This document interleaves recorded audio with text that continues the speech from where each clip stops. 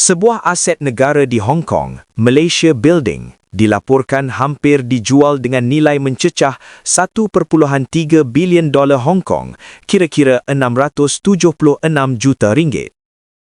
Bangunan 27 tingkat yang terletak di kawasan perdagangan utama Wan Chai ini telah menarik minat tinggi daripada pembeli dan pelabur tempatan sejak tender terbuka dibuka pada Ogos 2025.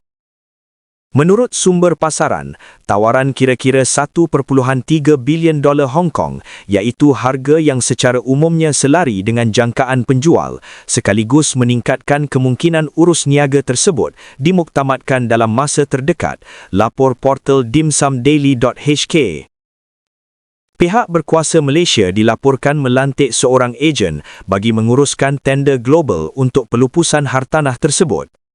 Bangunan ini menempatkan ruang runcit dari aras bawah hingga tingkat ketiga, manakala ruang pejabat bermula dari tingkat keempat hingga ke aras teratas. Setiap tingkat berkeluasan antara 3,001 hingga 4,490 kaki persegi dengan unit di tingkat pertengahan dan atas menikmati pemandangan luas ke arah Pelabuhan Victoria. Pakar hartanah menyatakan bangunan ini mempunyai potensi pembangunan semula, namun nilai terbesarnya terletak pada ciri penjenamaan unik termasuk hak penamaan serta ruang pengiklanan yang menonjol pada dinding luar bangunan.